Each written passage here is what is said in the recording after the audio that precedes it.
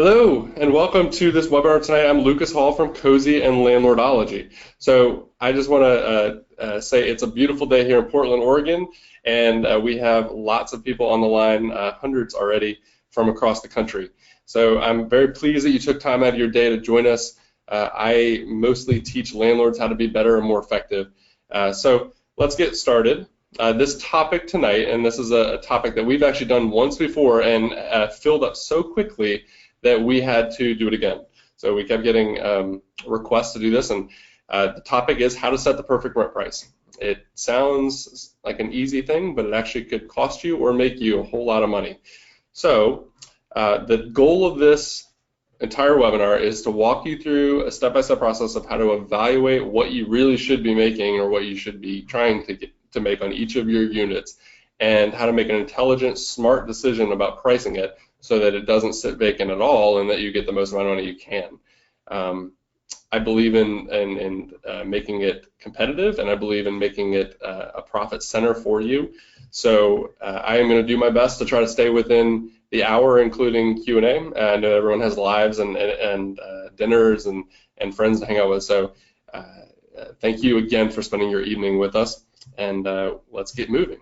So the agenda for tonight is, one, we're going to talk about pricing factors. How are the various things in the world that affect what you can actually charge? What is really the biggest factors in that price? We're going to talk about listings data. So listings data is really just anything that the price that you are going to try to get and what you list it for, not necessarily what you can get.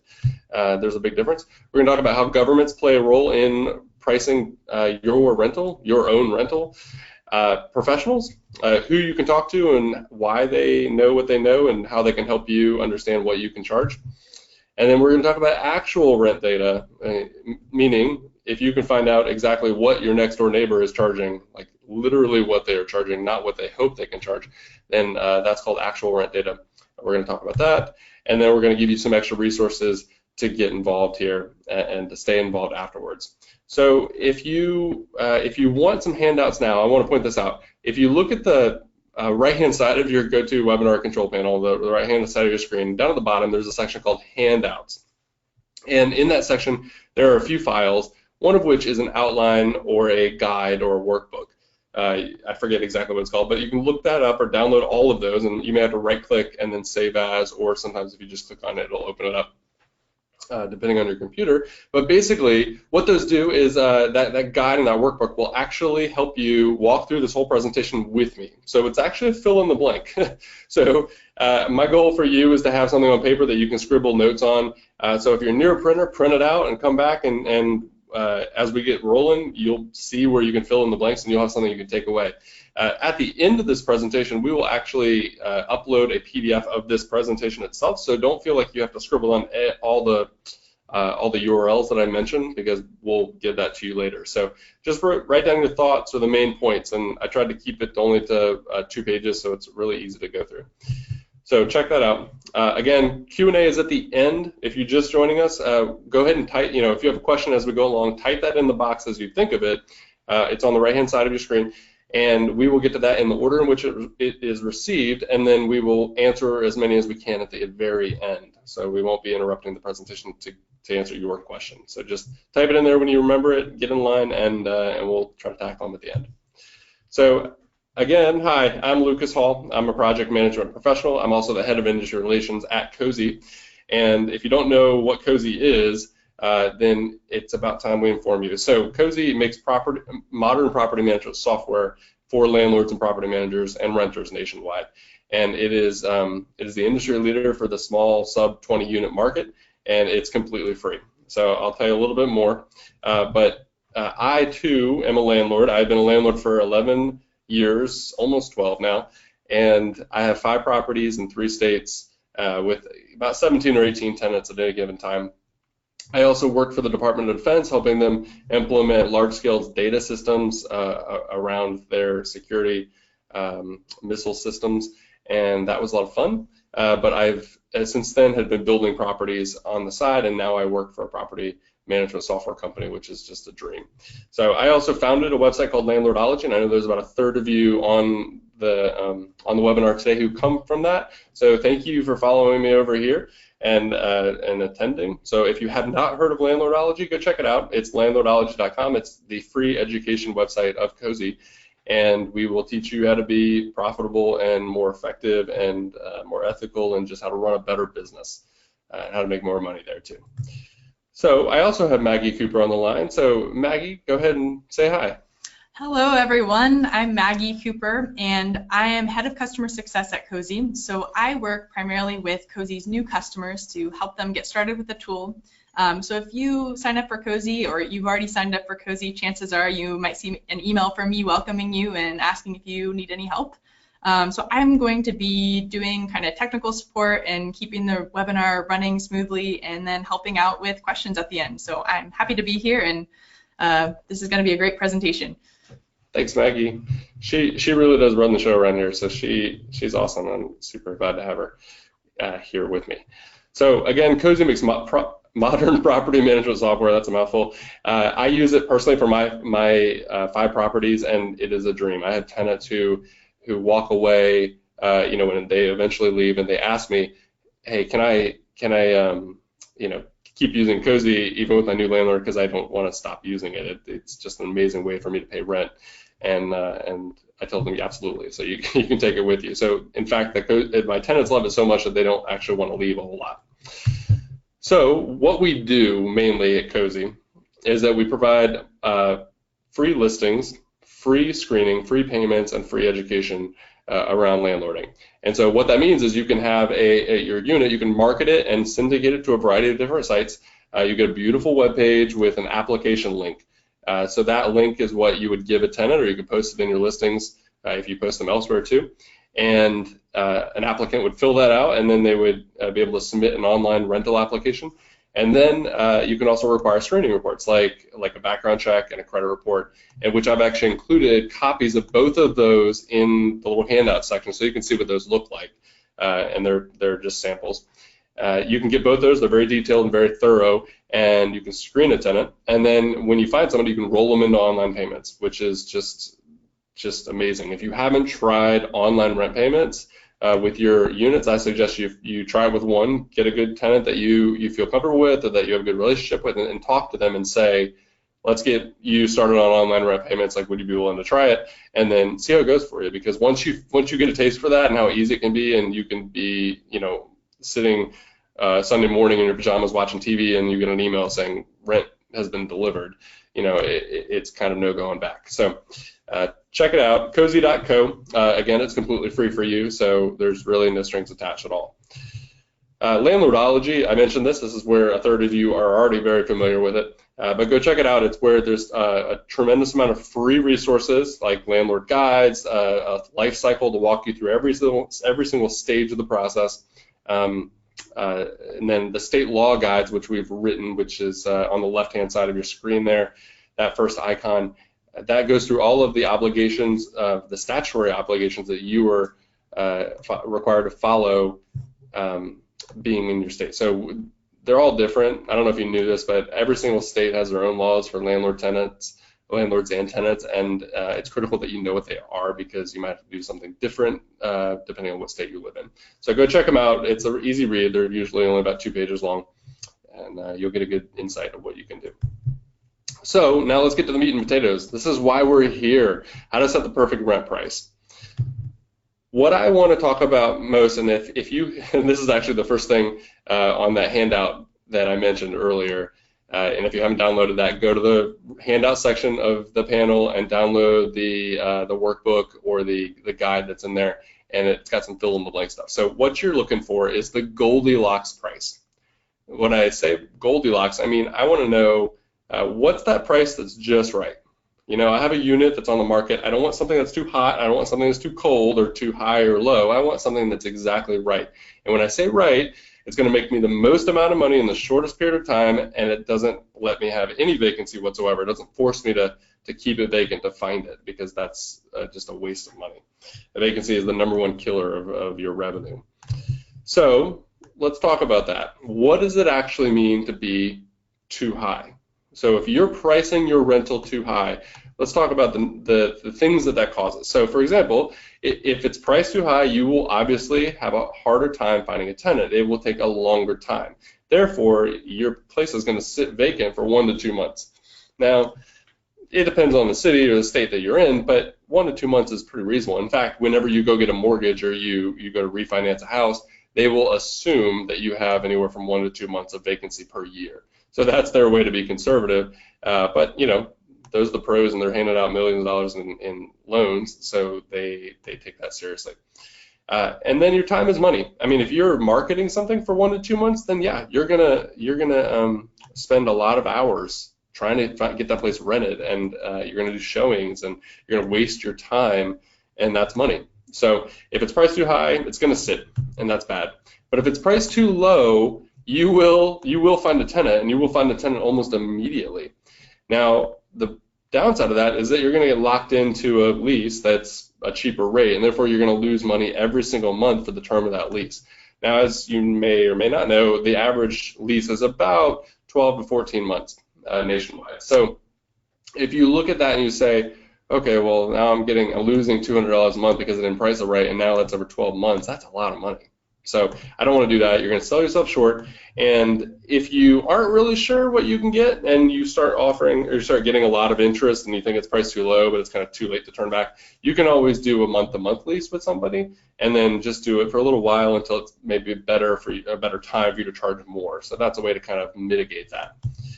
So I wanted to show you what it is basically if you price something too high or too low, and not just right. Let's take a real world example. So let's look at the listing price, the vacancy price, the revenue price, and the amount of lost revenue that you have. So if you have something that's priced too high, let's just say that there is, you price it at $1,200, but in fact, the real rent price, like what it's actually going to rent for, is about $1,000. So that's $200 over really what you can get. And because of that, no one rents it because they're renting the place down the street. Now, you're going to have it sit for really 1 to 2 months. We'll just say 2 months. And then you realize, okay, I'm coming to my senses. Maybe I should actually lower the price to $1,000 because that seems more reasonable. Well, you've just lost 2 months of rent. And so now it's at $1,000. And because that's the actual rent price that you should get, that you're now getting $1,000 that rents quickly, and that's for the remainder of those 12 months. So we're using a 12-month cycle here as an example.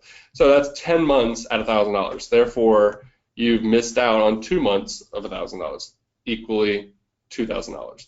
So now if you price it too low, and again, I apologize, I've got like this white block over it, which was supposed to be an animated disappearing block, but it no longer is going to work. Now if you price it too low and you price it at $800, okay, so the real price is $1,000, the low price is $800, and the high price is $1,200. The low price is $800, and you end up renting it like the next day, right? You've got like 6 offers, people come in, they want to hand you money, they're just throwing cash at you, like, let me get in there because it's a great deal. Now, you're missing out on $200 a month for those 12 months, right? So then you're missing out on about $2,400. Now, that's even worse than if you price it too high, because that's $2,400 in missed rent for that entire year. Now, if you price it just right, it's $1,000 because that's what the market commands, and then you rent it pretty quickly. You know, and honestly, what I do is I actually start marketing the place 60 days before I need to, like before it's actually vacant. And as a result, I'm getting people lined up, and then when that lease ends, I can move somebody in right away. So I have 0 vacancy, it rents right away, and then I've got all those months covered, and I'm getting $1,000 a month for 12 months. So therefore, I made $12,000, and I didn't have any lost revenue. So again, I apologize for the table, but you can see that it's if pricing it right is so critical. Either way, if you price too high or too low, you're going to lose money. So let me move on to the 3 Ps.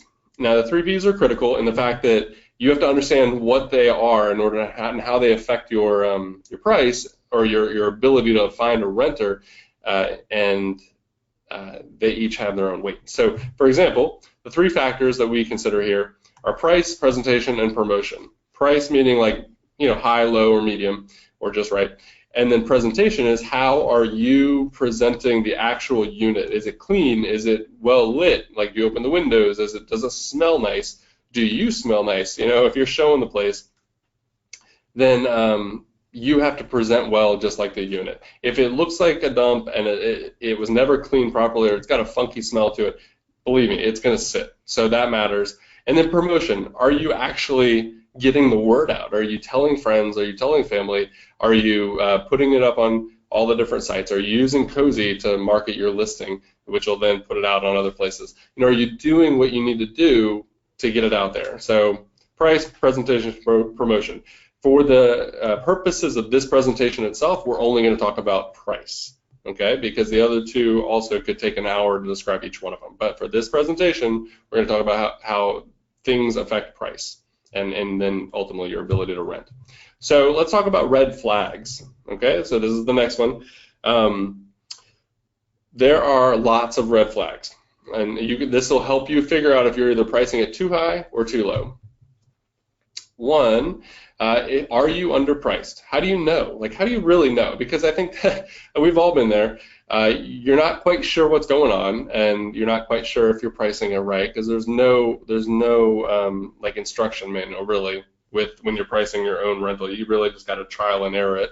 But here are some triggers. So red flags for underpriced is if you get multiple inquiries in the very first day, sometimes within a few hours. So oftentimes I will put something up like right after work, right? I'll go home, I'll put up a listing, and then I'm expecting something the next day, and I'll start talking to people. But if I start getting text messages or emails within an hour or two, then that means maybe it's priced too low. I usually wait it out to see if I get any more, if it's just a one-off or it's a lot of people. But that's a great way to tell. And then also, if you get a lot of people trying to throw money at you, like, hey, that's great. I never want to turn down money, but if there's 6 people trying to throw cash at you, then perhaps you've just priced it too low and you're missing out on the opportunity. Like, honestly, I don't want 6 people wanting to rent my place that very first day. I want one person like on day 3, right? Or one person on day 5. I just want that one high quality tenant who's willing to pay what I want. And if I have 6 people wanting it on day 1, that means I've priced it way too low and it's a steal for them. I don't want it to be a steal. I want it to be a well-considered idea, right? It's something that they're willing to move forward to after thinking about it for a while. So, are you overpriced? How do you know, right? I mean, how do you know? So, number one, it's overpriced if you don't get any inquiries by the 3rd day. So, a lot of times these websites like Zillow or Craigslist or whatever, they have alerts that you can activate, and then it will syndicate it out. And sometimes it will take like a day or 2 or 3 for people to kind of check through their emails, and they will get these alerts. So if that's happened and nothing has come of it, then they've looked at your property, they've considered it, and they said it's just too much.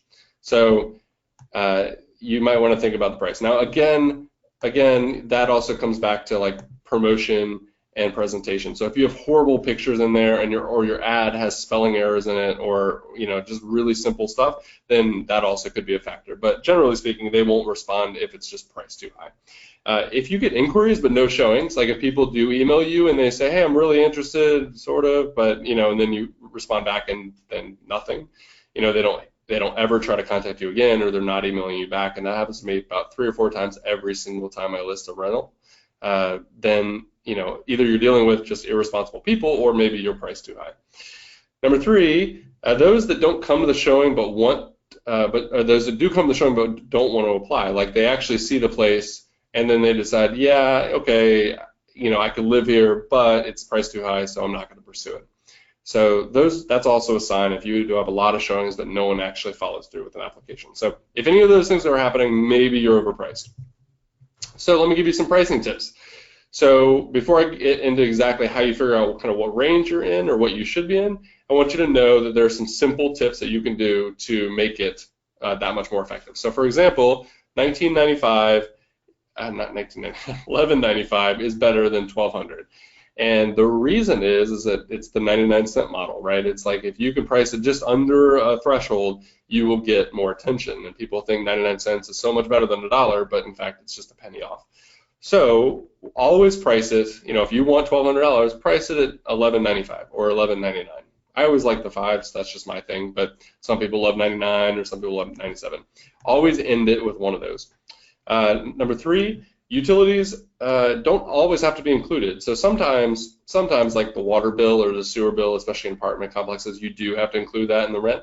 In many counties, but a lot of times you don't. And if you are in a situation where you don't have split utilities among multiple units, or you need to manage it yourself for whatever reason, don't stick it in with the price. That's just going to raise the price and it's going to throw off people. So if you're a 2-bedroom apartment that's 1,200 square feet, is $1,300 because you built in the price of all the utilities, but all the other 2 bedrooms that are 1,200 square feet in your neighborhood are renting for $1,000, no one's going to come look at yours. They're not going to read that fine print that says, oh, utilities are included. Like it's that extra step that they have to get over, and so therefore it's going to cause issues. If you do want to include it, and this is what I do in situations where I have to, I just show them the rent price, and then at the very bottom I'll say there's a $200 flat utility fee that you have to pay that includes all the utilities, or whatever the price is, or just say it's added on later, after you calculate it.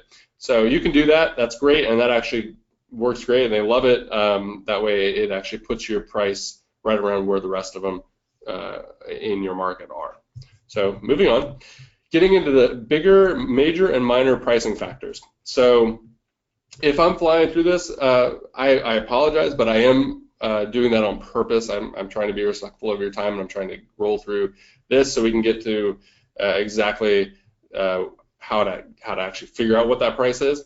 But I need to kind of set the tone here. So major pricing factors in what determines what you can charge.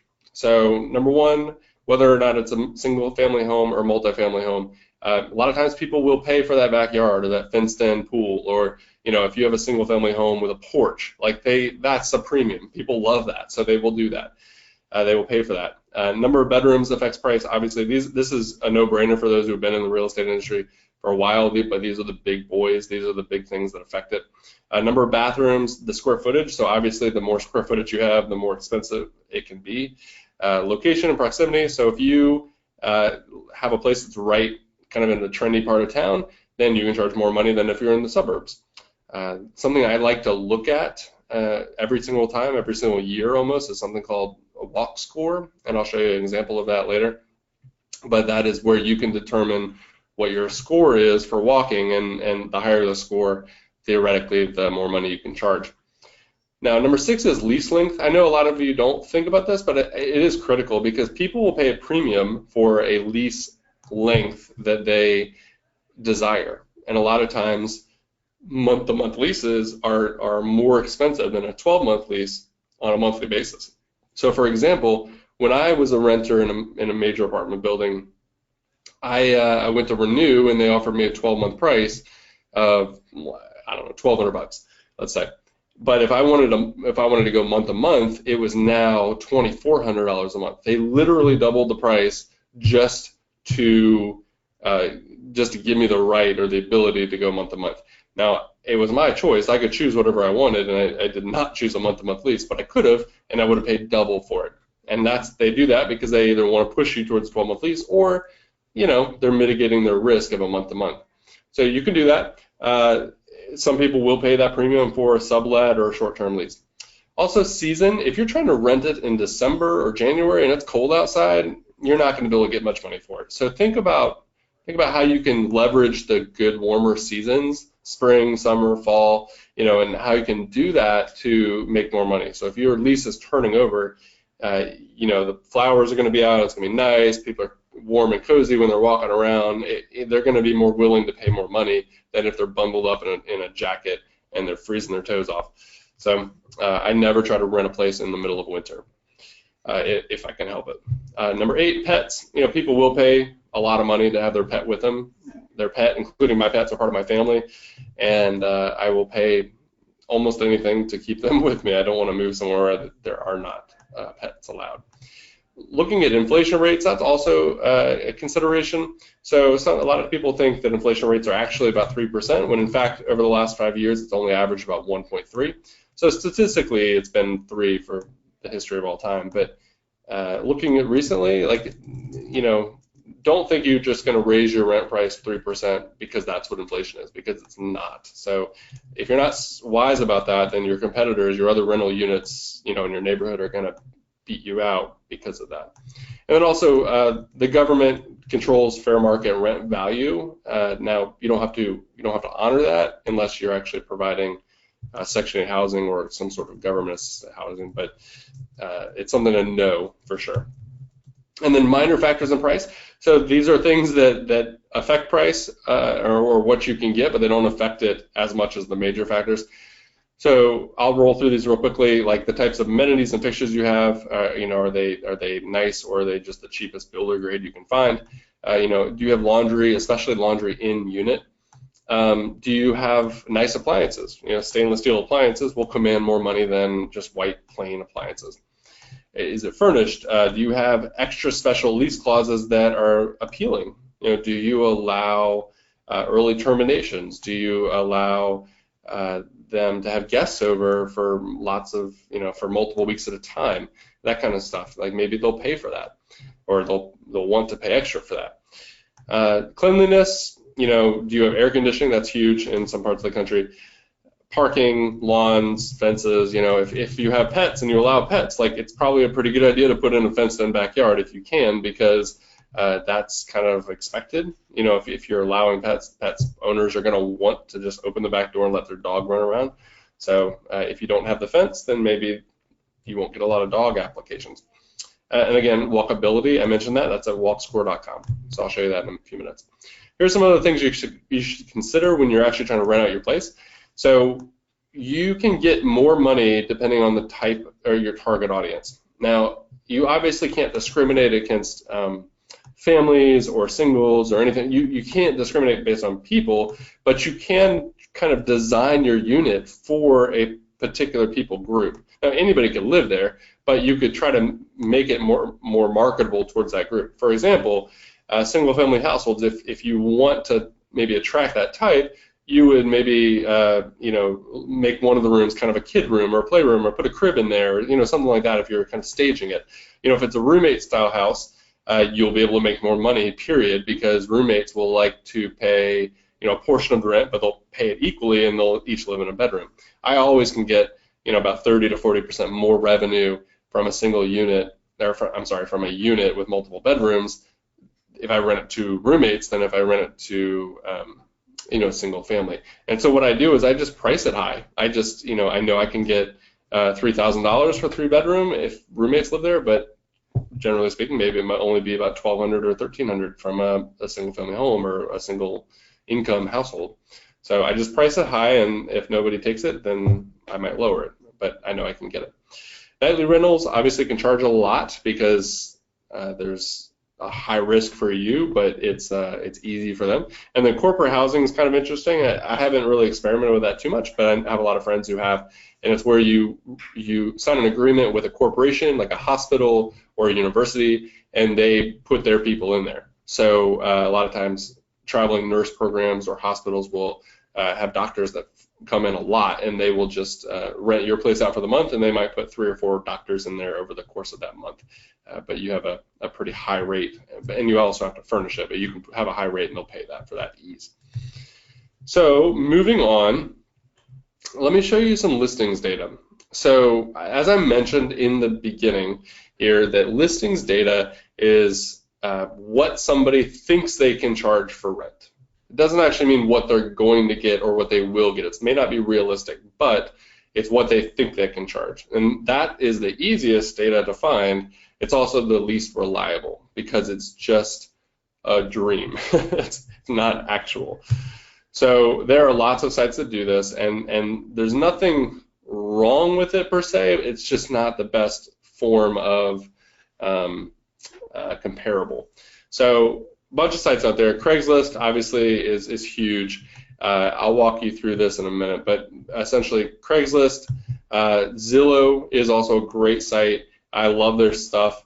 They have a rental manager comp estimator where you can type in your address and they will, they'll tell you what they think you should rent it for. Portland, or I'm sorry, not Portland, Trulia has a city site guide, which I have, this example is Portland, and they'll actually tell you by the zip code or by the little like street by street, which is kind of cool because you can zoom in on a map and check out like maybe what a particular block is getting. But again, that's just based on listings data. It's not actually real rent amounts. It's just what they think it should go for based on what people are trying to advertise. And then there's realtor.com, which is a great site for big apartment buildings. I know that a lot of professionals like real estate agents and investors who have access to MLS will actually post here. Cozy does syndicate the realtor.com and Doorsteps, which is their rental platform, and that is an amazing way for you to get on there by using Cozy. It'll just go there. And then there's also another site called Rentometer. I used to call it Rentometer, but it's like barometer, but it's Rentometer, and that's also a little gauge. It'll tell you what you should get. So move on from this. I actually want to walk you through some of this. So let me open this up. All right. Thank you. I see more people have joined. Welcome. welcome. This is a very packed webinar. Okay, so I mentioned a bunch of websites.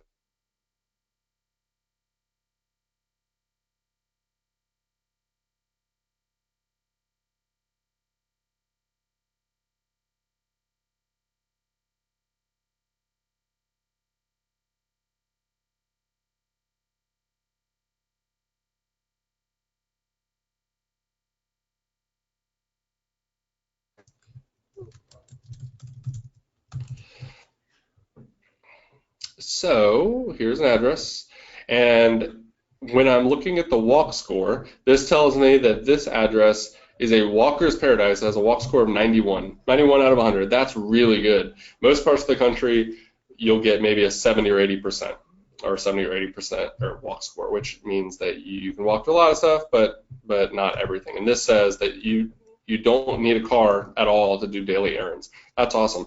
If I'm trying to rent something in a walk score of 91, I know that that's going to appeal to people who want to live a car-free lifestyle or just want to bike everywhere. They want to go get groceries and they don't want to have to worry about it.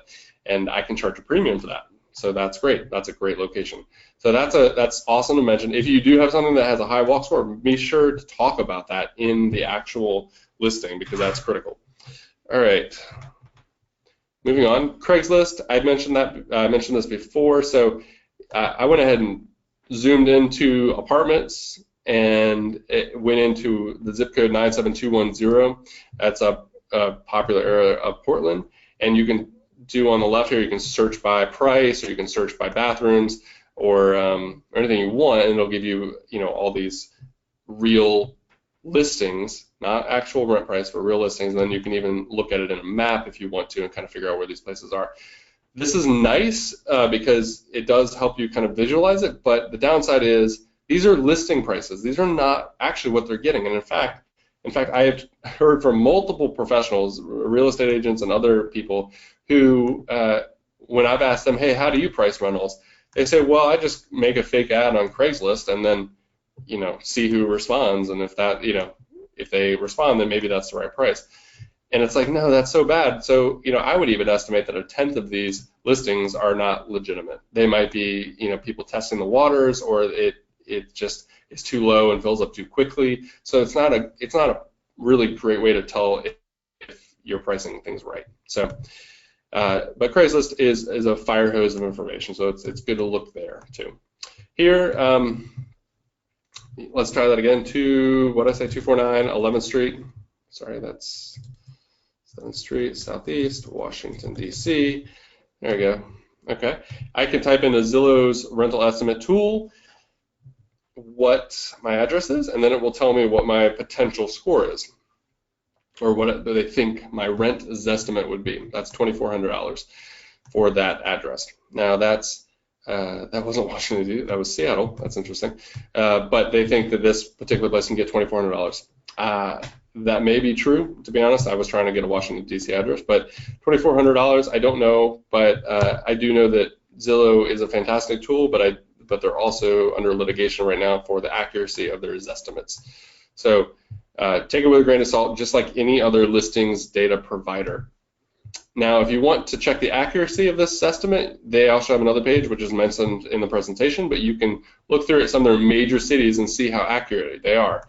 And what this means is that they have, in Atlanta, 80% of all the answers they give you, 88%, are within 20% of the actual rent price. That's what they're claiming. So that's almost all of them. That's almost 90% of all of them are within 20%. It's like, yeah, I could probably get within 20% by throwing a dart on the board, you know, like just throwing it blindfolded. So I could probably get pretty close. So, you know, it's a rule of thumb. It's kind of a range. It's not going to be super precise, but test it out, see how it works. The next one's Trulia. Trulia.com, it's and then /city. They have some city guides for a lot of different places. So let's see if I can find Portland here. Let's go to Oregon, and then we will click on the next one, which is Portland. Yeah, or let's look at Hillsborough. I know Hillsborough. So in Hillsborough here, you can actually zoom in. Sorry if the bandwidth is a little slow when we're broadcasting. It just kind of cuts out on me sometimes, but you can zoom in and you can kind of see these different areas, red and green and blue, and you can see what those are worth, and you can hover over and they'll say what the sale prices are, but then it'll also tell you what the median rent is for those areas. So they say Hillsborough is $17.25. That sounds about right. So, you know, it's going to depend a lot on some of the other factors I mentioned, but that's pretty good. Now, the next one's realtor.com, so you can do that, realtor.com/rentals, and then if you click on any of them there, like Milwaukee, Oregon, and you look for rent prices or rentals that are available, you're going to get a bunch of actual apartments because realtor.com has a lot of apartments. It's just where a lot of the pros go to do it. So check it out there. Again, I would check out all of these places just because it's a good estimate, a good round number to kind of get the idea when you're doing it for the first time. Again, the last one I want to mention is Rentometer. I'm going to leave it up to you to check this because they've said I've used up all my free searches because I was preparing for this webinar. But you'll get a little gauge and they'll just tell you what they think it's worth. It's very simple. Now, moving on to fair market rents, I mentioned this. I'm going to mention this briefly in the government section, but you can actually look on the government's website. This is the Office of Policy Development and Research from HUD, and if you click on 2017, you'll actually get to see what the fair market rents are for 2017. So if I go to District of Columbia and say yes, next screen, they'll tell you here what a 1-bedroom, an efficiency, a 2-bedroom, or a 3-bedroom, or 4-bedroom should rent for. Now, again, these are estimates. This is not necessarily based on listing data. This is just what the government thinks is right. It doesn't mean that you have to follow it. It just means that this is what they would expect to see if you were renting your places to Section 8 voucher holders. And this is a rule of thumb. So. Again, cities also have their own rules. So this is a particular fair market rent document for the city of Portland, not necessarily the state of Oregon, but the city. So they, you know, localities will often change that fair market rent. Like Portland is a hot rental market, so these are a little bit higher than the rest of the state. All right, moving back to our presentation. I want to be respectful of everybody's time. Essentially, if I wasn't clear earlier, and these are the links which I'll include later, if I wasn't clear earlier, the fair market rent is what they think you should be charging if you're renting to government-assisted individuals like Section 8. And so oftentimes that will be at most what they will pay or what they will contribute towards paying towards your place. So you have to, if you are going to do Section 8, you really do have to know what those numbers are. And then next, the two other sites I want to mention are the Defense Travel Management website and the GSA per diem websites. So if you work for the Department of Defense or any other military agency, or you work for the government in general, you probably know what the per diem rates are. But I will show you, just in case. So here under GSA's travel page, you can type in, let's say, Oregon, or where is it? There it is.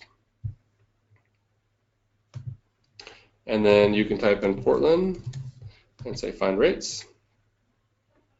And then what they will tell you is if there is someone traveling to Portland, Oregon on the government's dime, this is what they would pay them per day for housing and for food. And so you could potentially charge $169 if you were doing a nightly rental, or add that up for a month or whatever. That's what the government would give them to pay you, and you can know what their allowance is. So check that out. The Department of Defense also has a very similar website. Depending on the agency, it's a little higher. So good to know, right? Very good to know. Okay, moving on. So now we have professionals here. I'm going to look on this other monitor. You can talk to people in your community. So they are oftentimes the best resource for pricing your rental. So that means having a real estate agent, or go ahead and click through all three of them. Asking a real estate agent, or asking someone else in your community who has been a long-time landlord, or someone who is part of an association. So I'll walk through the three of those real quick. So real estate agents should know the market, and you would want to talk to somebody who's been an agent for a while in that neighborhood. My real estate agent is awesome. She knows everything about rentals, everything about sales in my neighborhoods, and that is just totally essential. And I always go to her first if I'm kind of thinking about pricing a new place. With a modern landlord, I suggest that you actually go talk to somebody who's been a landlord for a while, but is using modern tools like Cozy. I don't really care what the old pro thinks that a rent price should go for, because they probably haven't raised their rent in like 20 years, right? So they're probably undercharging anyway. Now, if they can tell me that they've raised the price, every year they reconsider it, then that's okay. So also ask an association. There's a link there, landlordology.com/associations. That's a great website, a great page where you can actually search by the actual your actual state, and you'll find all the associations or all the RHAs that we know about, and then you can join them and then learn from them, because they're just like you. They're people just like you, and we can learn in community. Next, please. Perfect. Okay, so let's see. Yeah, perfect. Actual rents. So the thing with actual rents is that they are the actual rent price that people are getting. So that ultimately is the most essential piece of data that you need to calculate the proper rent price. So think about when people try to buy a house, right? What does the real estate agent do? Or actually, I should say, when you're selling a house is probably a better example. When you're selling a house, you go talk to an agent and you say, how much do you think I can get for this house? And they say, okay, hold on, let me go look up all the different comps and all the different sales in the last like 30 days, 60 days, and 90 days, and then tell you what they've sold for in your neighborhood. So they actually go look at real purchase prices, right? Because those are actual sales. That's really what the market will stand. Now, if you don't have that, then you're just playing the guessing game. I mean, wouldn't it be kind of weird or backwards if your agent's like, well, there hasn't been any sales whatsoever, but there's been like 20 houses that have been listed for $20 million. You're like, okay, well, that doesn't actually tell me anything, right? So it's the same thing. The problem is with rentals, it's hard to get that data. It's so hard. That doesn't get published very frequently, and if it does, it might get out of date very quickly because rent prices are always changing. So it's not easy to find that data, and that's why we're here. So next. All right, cool. Let's do this. Maggie, can you move over here and I can see your screen too? Bear with us. We're just fixing the monitors because there's like a 20-minute delay on the other one. Perfect. Okay. Thank you. Here we are. Okay, so moving on. So the thing with Cozy is that we offer what we call rent estimates. They're essential key rent estimates that go into a bunch of different factors that normally you won't find on a bunch of listing sites. So, for example, we talk about the actual rent amount in your neighborhood or in your county or in your zip code. We're able to dig up that data. We actually have partnered with an amazing provider called Rent Range, and they have spent millions of dollars trying to find out how to get that data.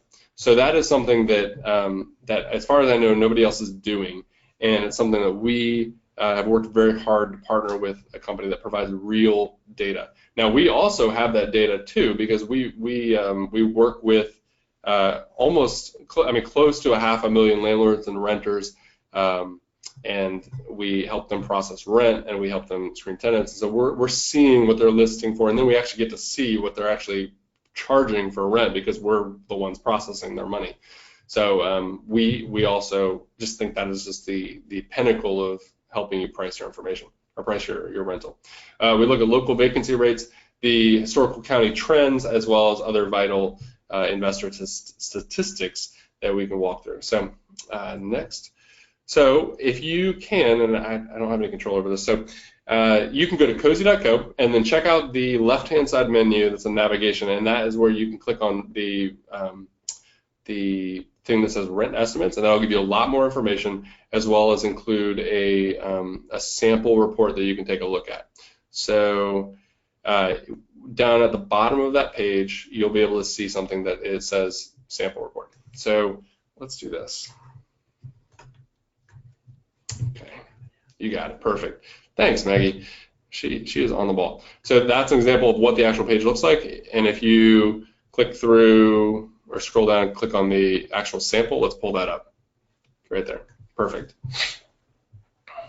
I feel like the dream team here. We have literally 4 monitors in front of us running the show. This is great. Okay, so this is a sample of what the actual, or it's not your actual, but it is a sample report of what an actual rent range cozy rent estimate looks like. And so if you look at this, and you can pull this up yourself on your own computer, so you don't have to like squint to see it on the monitor. But basically, it goes through a bunch of different things. The most important is on the left-hand side, you'll see 3 orange bars. That goes through the rent estimate that we think you'll be able to charge for your rental. That's like the one number that we give you, right? That is the most important. And then we tell you how confident we are that we actually think you're going to be able to get this. And then we tell you the estimated property vacancy rate for the region or the little area of the map that we've searched for. So it is critical for you to know how confident we are in that score. So this is based on a bunch of different factors. It's based on public county data. It's based on some listings data, and it's also based on actual rent price data, actual money that they are receiving. So if we scroll through, let's go to page 2 of this. Perfect. Good. And now you can see there's a map, right? Now this map is key. So this is one of my favorite parts, because I'm actually able to see my neighbors. I'm actually able to see what it is that we think that they're getting. You know, we either have the data or we're getting it from rent range, and so this goes into this report, and you can actually go drive around and see these properties and see, or type them into Google Street View and look at them from there and tell whether or not they kind of match up to your property, or if they are far away from it in terms of appeal or curb appeal, or just the way it looks and feels, or if it's different size. So it's a great way to kind of feel out your neighbors, and that sounded really bad, feel out the price of your neighbors' rentals, and then and you can actually see where the houses are. So moving on, there's at the bottom of this report, there's actually a glossary, which there's more county data and all that, but there's a glossary that will explain every single thing on this thing. So if you don't understand what a single term is, then we will help explain it. And that, I've referred to that glossary multiple times, and I feel like I've learned something by reading these reports, because they're so detailed and so data driven. So let's move back to the presentation. I am just so thankful to have Maggie here. She is just a rock star. All right, perfect. She's got my back when my computer freezes. We're just doing so much stuff. Okay, perfect. So next is that we showed that. Perfect. Okay, here is a great little example for something I actually did. This was a test. So if you learn nothing else from this, this is an actual test that I did on my 5 properties. I actually typed them into all these 3 different sites. So Cozy, Zillow, and Rentometer. And when I say actual rent prices, I mean I've been working these properties for 11 years. I know exactly how much they're going to get, and this is what they currently are getting. Like, I've refined this, so I know that's the actual real market rate for that property. So I typed it into Cozy's rent estimates, I typed them into Zillow and Rentometer, and this is what I got. And so if you look at it, on 4 out of 5 properties, Cozy wins. Cozy gave me the most accurate, closest to the actual rent amount in the rent estimate report than any of the other sites. And in fact, some of them it's just embarrassing. Like for example, if I had tried to go with Zillow on property number 3, I would have been losing over $1,000 a month. So I love Zillow, but in that particular case, they were way off, so off. But in other cases, they were just a few bucks away from Cozy. So 4 out of 5 cases, Cozy for the win. So let's keep going. Now, again, look in the bottom right-hand corner of your GoToWebinar control panel. There's a section called Handouts, and you'll get a bunch of information that we already gave you in this presentation, and we'll also upload the presentation soon, although I don't think I now have the ability to do that. And you'll get this presentation. If for some reason I can't upload it, we'll just send it out in an email later. But with those presentations or those handouts are good, but also go check out a couple of different resources. So one, let's go through, first and foremost, look at Landlordology. So it's the education website of Cozy. It has a tremendous amount of information in it. You can learn to be a landlord in, as fast as you can read, but we also have recordings from previous webinars. We have lots of guides that are free. They're just completely free, and we'll teach you how to be better. I will teach you how to make money. So if you're not making money, it might be something you can do to improve, and we've got a lot of articles and information on how to do that. Next, take a look at Cozy itself. So if you are not using Cozy right now to either screen tenants or collect rent, you should seriously think about it. It honestly changed the way I do business. It has changed my life because I was able to now spend time doing other things. So we want you to be able to do things that you love, not necessarily having to chase down the rent. So for me, it's spending time with my family, and now I don't have to worry about rent. In fact, since I started using Cozy 3 years ago, I've not had a single late rent payment for 17 tenants every single month. So it really changed my business, period. Okay, moving forward. Now we are finally to the very end. It is 6 o'clock, and we are ready, or I'm sorry, 6 o'clock Pacific time, and we are doing Q&A. So I know that questions have come in, and I'm excited to answer them. So if you have not asked a question and you have one in mind, go ahead and type it into that Q&A box or the question box on the right-hand side of your screen, and we will just start to answer them in the order in which they're received. So let's look and see what we've got here. All right, got the questions pulling up. And if you joined us halfway through, we've just gone through this presentation, and I have Maggie Cooper here with Cozy, who she's going to be feeding some questions as they come through. Again, if you have questions about anything we talked about, feel free to just go ahead and type them in that box, and we'll try to get to them. We'll stick with you here, even though the official time is over. We're going to answer as many questions as we possibly can. And we'll just go until we feel it's done. So stick with us if you want to. Go for it. All right. So hi, everyone. Sorry about the technical difficulties. As Lucas mentioned, we have a lot of monitors going on here. But we've had some great questions come in, and I've been reading them as you guys have been asking them. And we had a common question that I'm going to start with first. Marianne asked this, Jim asked this, and Christine asked this. It is what to do is if you've rented your property already, but you realize that it's undervalued, and you have great tenants and you don't necessarily want to lose them, but you know that you could be making more money. What to do in that situation? That's a tough one because you don't want to lose those good tenants. But what I would suggest is that you just bite the bullet, right? You're in a business. You're not in a charity, so you're in it to make money. And think of, if you don't need the money, think about your kids, or think about, what you're trying to build long term. So if you were doing it for charity reasons, then you wouldn't charge any money at all. So think about how to do that. And my suggestion would be to wait until there's a lease renewal time, and just raise it as much as you possibly can. If it's been a long time since you've raised the rent, just try your hardest to bring it up to market rate.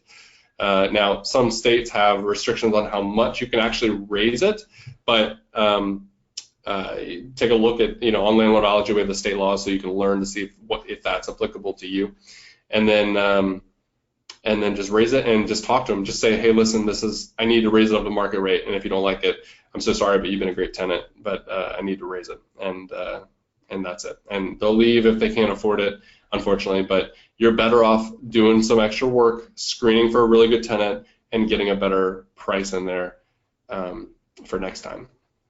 Yeah, good question. The next one is from Gina. She asks, can you please talk about furnished rentals? How does having a fully furnished rental affect the rent price? Oh my gosh.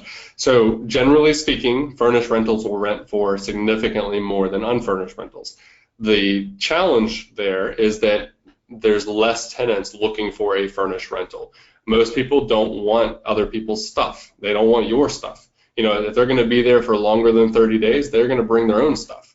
So furnished rentals really come in handy when you're renting to short-term rentals or short-term renters, like month-to-month or corporate housing or nightly rentals even. If you're doing corporate housing or nightly rentals, you better provide everything that a hotel does. You better do, a full bed with full linens and, just everything you would expect if you were going on vacation, right? So that's where, personally, I've done both. And I've been able to charge $300 or $400 or $500 more with a furnished rental, even sometimes with a long-term lease. But it is just harder to get a tenant because, some of them will come in and they'll see everything and be like, oh, this is great, I love the place, but can you remove half the furniture? And because I've got a bed already or whatever, and they're not going to give it up. So you potentially risk losing people if you force them to take your furniture, and I just don't like doing that. So gradually over the last 10 years, I've actually converted all of my furnished places to unfurnished and sold that furniture off, and just made some money that way. So that's what I do. All right. Next question is from Dominic. He asks, is there an advantage to offering a rent concession instead of dropping my rent price to leave my nominal lease price high? A rent concession. Well, I suppose it depends on the tenant itself. So some tenants will be okay with that. They'll think that's a good deal. Most commonly, just so that I can clarify what the question is for everyone, a rent concession is typically, you see that in the apartment business a lot, where they're like, hey, first month free, or there's no security deposit, and that will get people in there. It is a challenge for tenants oftentimes to transfer to a new place because they're still paying rent on their old place, and they need to come up with a lot of money to pay first month rent and sometimes last month rent and then security deposit. So if you can offset some of that risk or that pain, then sure.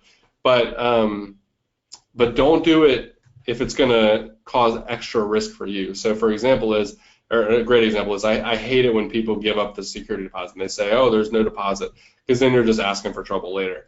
And if you want to waive that first month, that's fine, but I would hope that you would build that into a later price. And if you're building it into the monthly price for months 2 through 12, then that, that's okay, I suppose. I don't know. You better build it in. I don't want you to lose money. So if that's really a problem in your area, then yeah, sure, give out concessions, but just make sure that you're not losing money. I've found that I've not had a problem with that in 2 different metropolitan areas where, yeah, there might be 1 or 2 tenants who have trouble, but I don't really want tenants who have trouble coming up with $2,000. That's not the best type of tenant. I want a tenant who's got a savings account with $5,000 or $6,000 or $20,000 in it. So, by giving concessions, you're kind of asking for a lower income tenant, which might have trouble paying rent. All right. The next question, it's actually the same question from Dan and Susan. They both ask what to do if you list a rental for too little, and Susan asks if she lists it for too little, how to raise it, and Dan asks what to do if he has listed it too high and now wants to drop it. So coming in from different ends of the spectrum and what to do to edit your listing after it's public. Okay. No, great questions. So after you list something, you can change it all you want. Honestly, there's no law that says you can't change a listing.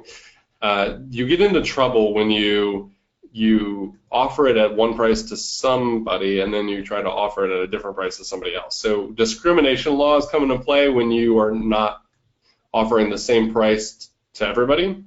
But if you don't have any interest yet, or you haven't signed, you haven't really offered it to anybody yet, you can change it all you want. I mean, this happens every single day. People put it out there and they don't get any attention, or they get too much attention, they just change it. So to answer the two questions, if you price it too high, you probably aren't getting a lot of interest. Just lower the price. And if you have a few people who walked away from you already, and they say, oh, no, I'm so sorry, like I don't really want your place, then call them up and say, hey, listen, I realize I priced it too high. Just fess up and just say, I learned my lesson. I've lowered it down to, whatever, lowered it $200. Would you reconsider? Because that's an easy way to get somebody who's already kind of interested in it, but it's just priced too high. Now, if you price it too low and you have a lot of interest, and I've done this before, sadly, where I've had to go to those 6 people who are interested and say, hey, listen, I just priced it wrong. I'm so sorry. Like I don't have to honor that price because we haven't signed a lease, but I want to let you know that I'm raising the price up $200. That's what the market rate is. If you are still interested, let me know. And if they are interested, they will say yes, and if they are not, then they will walk away. So that's also a great way to filter out like a big crowd. So just don't price it too high, because then you might lose all 6 of them. So the challenge comes when you actually go to offer it to somebody, or when you've actually signed a lease. Then you cannot change the price so much. You really should honor it at that point. Go ahead. All right, next question is from Sam. They ask, what are some strategies to shift my lease start date to a more preferable season? My rental home was rented out in December and is on a yearly lease. Yes, so I've done this 3 times where I had a lease end around January or December, and I needed to get it off of the winter months. I'm glad you asked that question, because that is the single easiest way for you to make more money, is just change that up, right? And for me, I was able to gain $300 once, 200 on one place and 300 on another, just because I changed the months. This is per month as well. So the easiest way to change that is to simply ask, or when a lease is up. Let's say you've got somebody in there, it ends in December, and if you want to keep them, just say, hey, listen, I'd love for you to stay and renew, but I'm only offering 6-month lease or 9-month lease or something like that, to put the end date wherever you want it to be. Now, personally, I think the absolute best time to start a lease is June 1st. Time and time again, in most of the country, that is when I've seen the most number of tenants looking for new properties, is for start date of June 1st. So that means they're looking like in April and May, but I try to have a lot of my leases start on June 1st or around there. The next best time is like around August 1st or September 1st, right when people are kind of getting back into school and the new season's starting and they want to get settled, so that's another good opportunity. So I would offer that tenant, the old tenant, a lease that ends around May 31st or August 1st. If they don't want to take it, that's fine, they can leave. But when you start looking for new tenants to move in after they leave, say I'm only offering a 6-month or 9-month lease, and that's it, period. No questions. And that's how you switch it. You just, at the opportunity you get, you take it. Don't say that you have to do a 12-month lease. All right, we have a few cozy questions I thought we could get answered all in one go. First, what is the pricing of cozy? Are credit checks free? Is criminal checks free? Do you have to be a member? And then we have another question about a cozy landlord whose tenant said they were charged a fee, and if you could clarify what happened there. Sure. So cozy is a for-profit business. We are not a nonprofit, and we are not free for everyone. So it is completely free for landlords and property managers. And what I mean by that is you can screen tenants, collect credit reports and background checks, and collect rent online for free, no charge to you.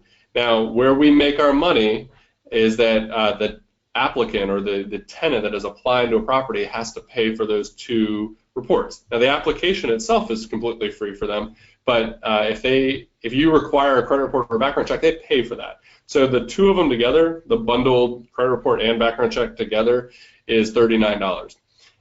Separately, they're $25. So it's right in line with the actual, reasonable amount that can be charged for that stuff. And we make a profit on those, and we take that profit and make everything else free with it. So a tenant also can pay rent for $0, make it completely free if they pay rent through a bank transfer. We orchestrate that. It's called ACH. It's a 20-year-old system that works pretty well, and that all money is transferred in the United States through that, unless it's through a credit card or debit card. Now that is completely free for them as well. Now, if they opted in to pay rent with a credit card or a debit card because they wanted to collect the miles or something, then they were charged a 2.75% credit card fee, which is primarily the charge that Visa or MasterCard or American Express charges us. So that might have been the fee that they were charged, to be honest. I don't know which person you're talking about in particular, but that's my best guess. They always have the option to pay with ACH, which is completely free for everybody. So that's how Cozy makes money, and we are doing very well. So we are actually able to make a profitable business out of that and still offer everything for free, except for those credit reports and background checks. All right, so here's an rent pricing question. I'm sorry I'm going to pronounce your name wrong, Tarzizio, but your question is great. It's when you rent the bedrooms for roommates, what do you do with utilities? Do you purposely charge more so that you pay for utilities? I don't ever like to upsell utilities, so I don't think that's right. So if the electric bill was actually $100, I don't want to charge $200. That just feels wrong to me, and in actually many parts of the country it's illegal.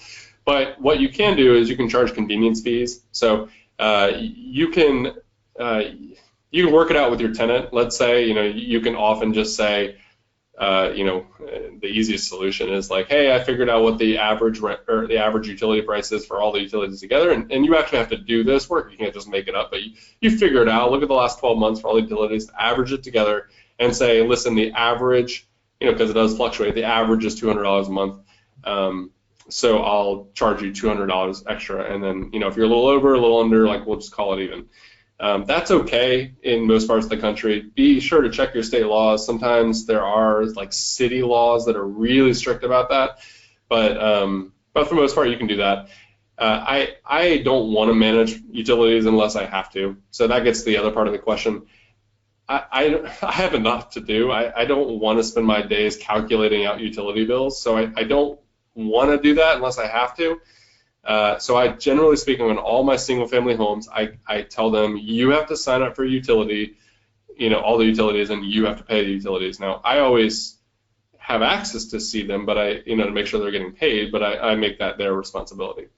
Most of the time, even water companies and sewer companies that want you to still be on the bill, they will send like a vanity bill to your tenant for free. They'll just send them a bill and then tell them to pay it, even though you're still on the hook.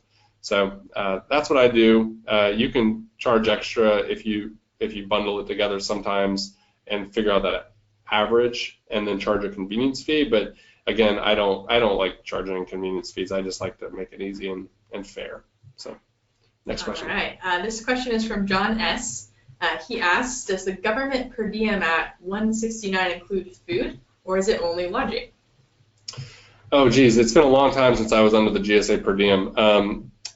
The website I gave you, that link in the presentation, which we'll try to upload, the GSA per diem, you can just search for GSA per diems. It says on there, so that's a daily per diem, and it's usually for lodging and for food.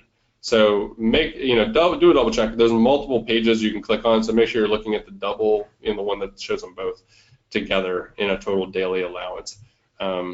Now, sometimes, depending on the type of travel that you're doing, you may not actually have the one or the other. It may just be lodging, or it may just be food. But yeah, what's mentioned there, what I showed you, should be both. All right. Next question is from Randall. He asks, do you have a formula for pricing when offering 6-month lease and a 12-month lease and an 18-month lease? It's going to depend on your unit, so how nice your unit is, the location, and all that stuff.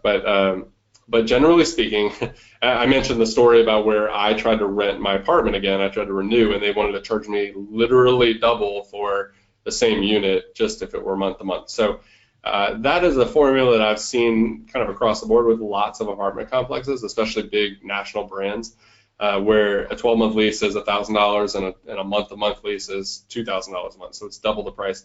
I think that's a bit extreme, just from a independent landlord and single-family home aspect. So I always think you should charge a lot more for a month-to-month lease because there is a lot of extra risk involved. But my formula, if I had to make one up right now, for generally speaking, it would be about 1.5 times. So if the rent was $1,000, the month-to-month is $1,500. I also put a clause in my lease that says it's just a flat $500. So I have that too. So if a group of tenants, especially roommates or whatever, want to go month-to-month afterwards, it's just an extra $500 a month. So that way it just makes it easy for me to keep a lease template. Now you could do that on a steady incline. You could make a 6-month lease would be $1,250. You could do that as well. So it makes so that at least it makes sense. Good question. Thank you. All right, we have a couple clarification questions about Cozy Rest estimates I thought we could go over Sure. real quick. We had someone ask where to find it, which is a good one. So I just wanted to show you that real quickly. It's if you're in Cozy, you can go to Paid Services and click Express or Rent Estimates, and you're able to get your report right there and then. You can also, if you're on Cozy.co's marketing site, there's a way to buy reports through that page as well. So that's where you get those reports. We also had, let's see, another question on if you've already purchased a report, is it still available for you to use later? You could answer that one. Absolutely, yes. So once you have that report, once you buy that report, and I didn't mention that in the pricing either, but the reports are $19 or $19.95, and they are, once you buy them, they're yours forever. So it is static data, so it's not like it's going to update 2 years from now. You would have to buy another report, but you would get the data you needed for that time that you're trying to figure out what that information is. So you can access that data anytime. It's always going to be stored in a little library that we have for you inside Cozy. So you can always go back, check it out, look at it. You can even download that PDF and mail it to people if you want, or email it to people and share that information. So once you buy it, it's yours. We don't ever take it back. All right. Next question is about a tenant who's inconsistent with rent payments. How do you move them along without causing issues? How do I move them along? I guess you're proposing how do you get them out? Is that what you mean by move them along? So yes, how do you get them out if they're bad with their payments? Well, here's a little quote that I like to say. I actually do tell my tenants this when they sign the lease, and it's just kind of funny. They kind of have an awkward laugh about it, but it's like if you can't pay, then you can't stay, and that's the rule that you have to live by as a landlord. So if they don't pay their rent, you need to act quickly and send them a notice about rent, and it's called a notice to pay or quit. And if they don't pay within the allotted time that is according to your state laws, then you can actually terminate their lease and file an eviction if they don't move out. So, I hate for people to go down the very formal kind of ugly route, but if they're not cooperating and they're not paying and they're not moving out, then you have no other option. So, if they can't pay or they aren't paying, then you need to get them out as quickly as you can. And it's not time for you to be Mr. Nice Guy. It's time for you to just say, this is what's going to happen. You're doing it to yourself. You're self-inflicting this wound. And I'm sorry you have a sad story, but I have a mortgage to pay, and you just have to be very formal. So that's the best way to get them out. If you want them to, if they aren't participating and you don't have time or don't want to go through the eviction process, you can't shut off the lights, you can't change the locks or anything. That's illegal. But you can do other things, like perhaps you could offer them what they call cash for keys. Now, a lot of landlords will scoff at this, but if you have a tenant who just needs money to leave, like they just don't have enough money to move, then maybe you could give them $500 and say, if you're out by Friday and you clean the place really well, I'll give you $500 as you're leaving. And that's an easy way and a relatively cheap way to get somebody out rather than have them sit there for 2 more months. So hope that answered your question. All right. Jarek asks, if I provide appliances and they break or malfunction during the term lease, who is responsible for fixing? You are. If you provide appliances, then you are responsible for keeping those appliances in the same condition they were in when they moved in. So you can write it into your lease. You could write it in your lease that they are responsible for all repairs, but I promise you, I can't make any promises, and I'm not a lawyer, but if you were to go to court, I have strong feelings that that would not hold up because you offered it in the beginning. So you need to provide by law in every single state, you need to offer a place that is inhabitable and safe and a place where they can enjoy it. It's called quiet enjoyment. And if you aren't providing working appliances that help with habitability, like an oven or something to cook on, or like a refrigerator or running water or something like that, then you're going to get in trouble. You will get in trouble. So make sure the appliances stay up to date. If you're tired of repairing them, just spend the money, buy a new one, and maybe it'll last a lot longer. Maybe you won't be doing so many repairs. All right, next question is from Rachel. She asks, should I post my applicant standards in the listing description, such as minimum credit score, income, etc.? You know, that's a good idea. Some landlords like to do that, some don't. I don't necessarily do it because I don't like that it takes up a lot of space. I try to keep my ads short, but I always tell them exactly what my criteria are when I'm talking to them or pre-screening them or emailing. So they get that information one way or the other. But yeah, it's not a bad idea. And actually, in a lot of, well, I can't say a lot of states. I know some states do require you to actually hand them that criteria when they're applying. So, you know, in an old-fashioned world, you would hand them a piece of paper with the list of what they need in order before they're applying, so that they know, oh, I don't have a credit score of 650. Mine's like 200, which would be horrible.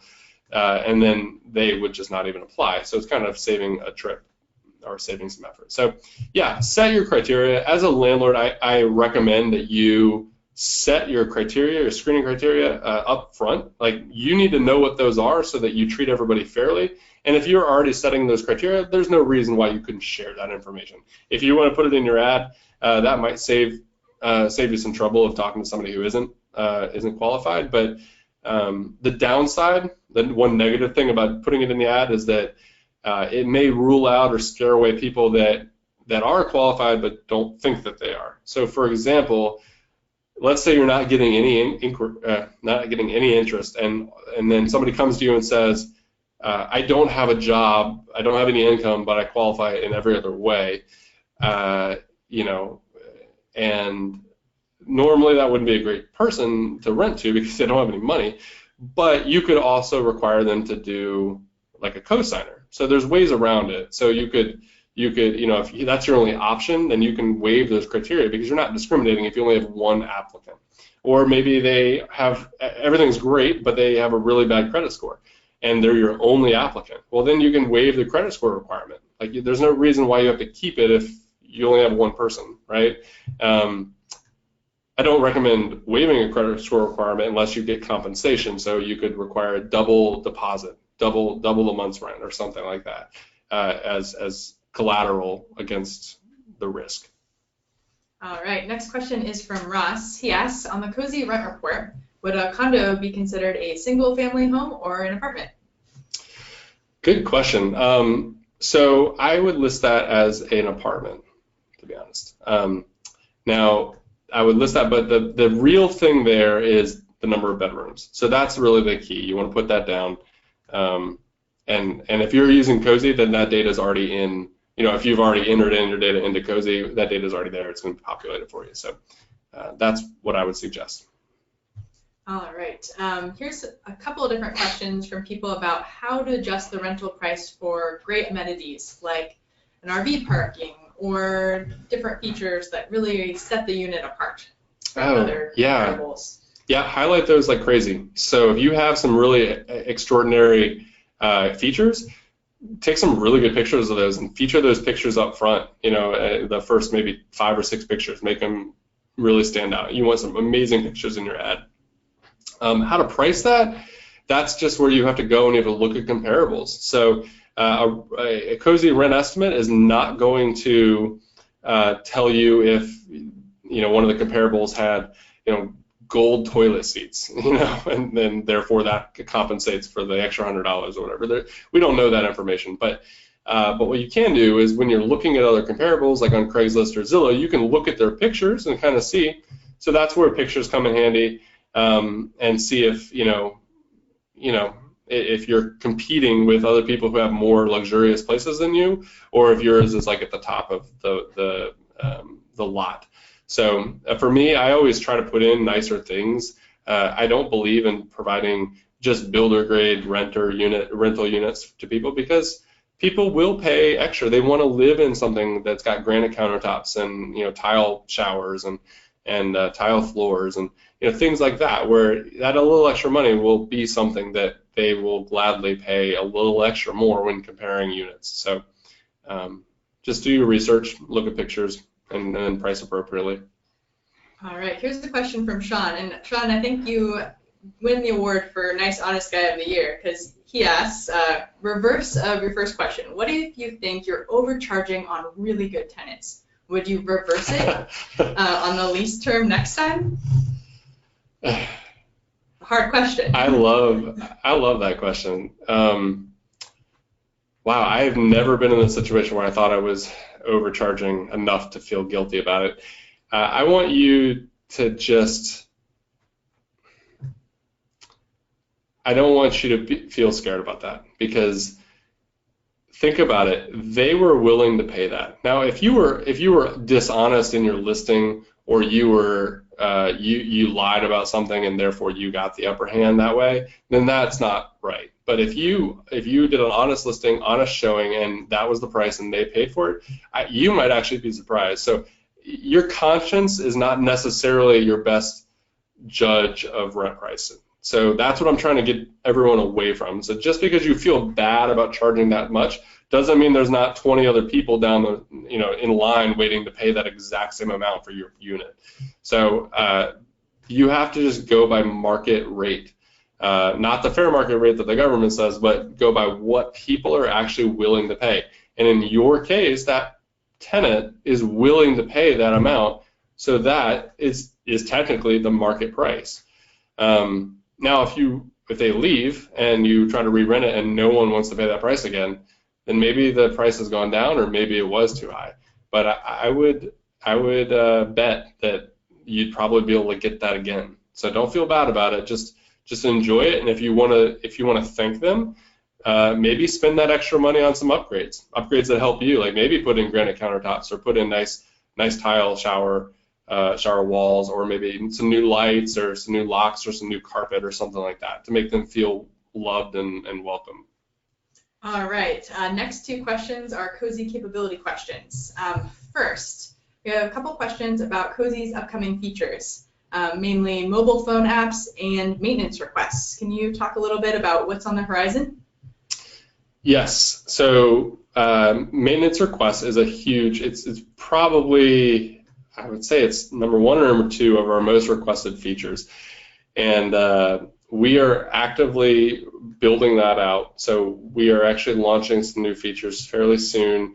We're working currently on something called expense tracking, where you're going to be able to enter in all of the expenses that you receive on a rental property, whether it's repairs or utilities or whatever, and you'll be able to track that throughout the year and get a beautiful little report for the end of the year for your taxes. So not only will we track your income, but we'll track your expenses, and you'll be able to do all of your accounting for that inside Cozy. So that's coming first.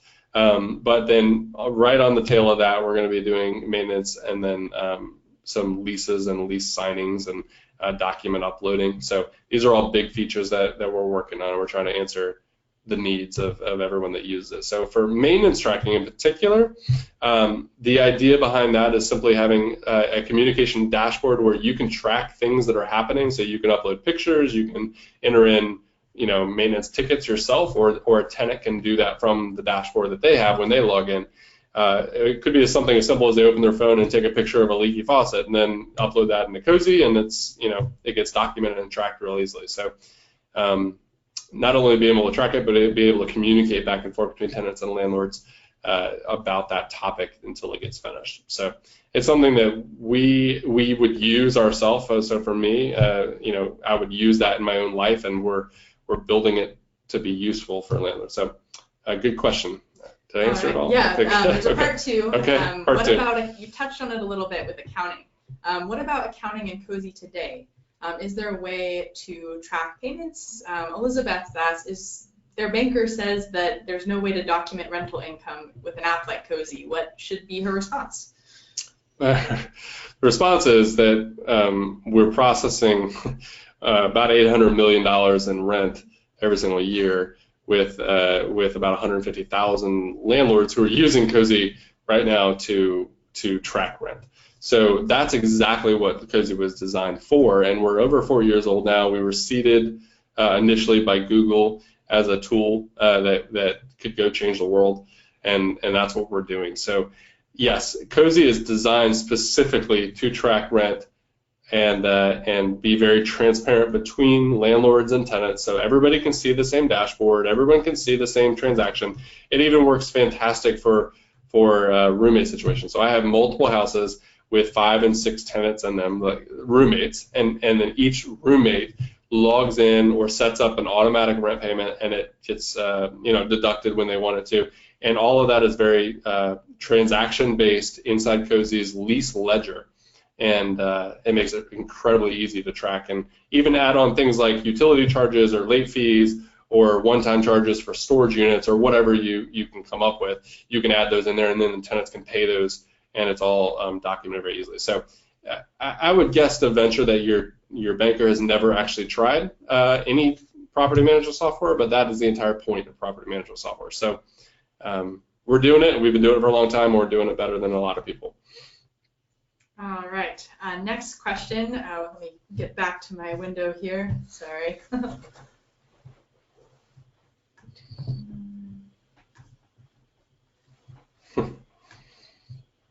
Do you have one queued up? Let's see. No, I don't. I'm so sorry. No worries. I got it. Perfect. Okay. Here is a question about using Cozy in different areas. Can you use Cozy all over the United States? Is there any limits there? Yes, you totally can use it anywhere in the United States. So our address database, where we pull addresses from, they need to match up with a U.S. address or a U.S. territory like Puerto Rico. And then you can use it anywhere. You don't actually specifically have to be in the United States, just your property does, and you need to have a U.S. bank account. So we have a lot of people who are in the military and they're stationed in Afghanistan, and they're using Cozy to automatically collect rent and screen tenants while they're serving, but their property's here in Oklahoma or Portland or wherever. So it is not an international product yet.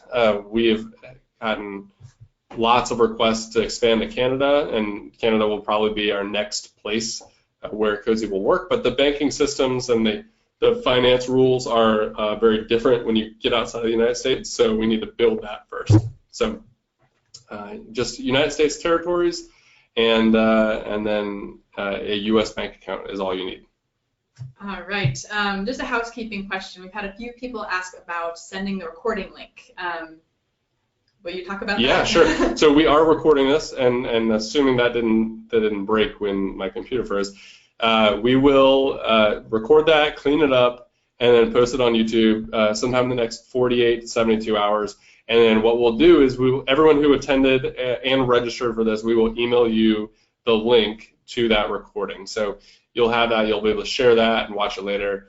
And if we'll even try to include the actual file presentation as well in there too, so you can follow along at your own pace. So great question, and thank you for attending. We still have hundreds of people listening, so if there's any more questions, go ahead and type them in. Yeah, we're cruising through. Okay. I'm sorry if we don't get to your question, because we do have several dozen. I'm going through in order. The next question is from Judith asked it, and also Austin asked this question. What insurance should renters be required to have? Do you recommend requiring renter insurance, and what's your approach there? Renters insurance, yes, I absolutely do recommend that you require that in the lease. So there's multiple types of insurance. Renters insurance has two aspects to it.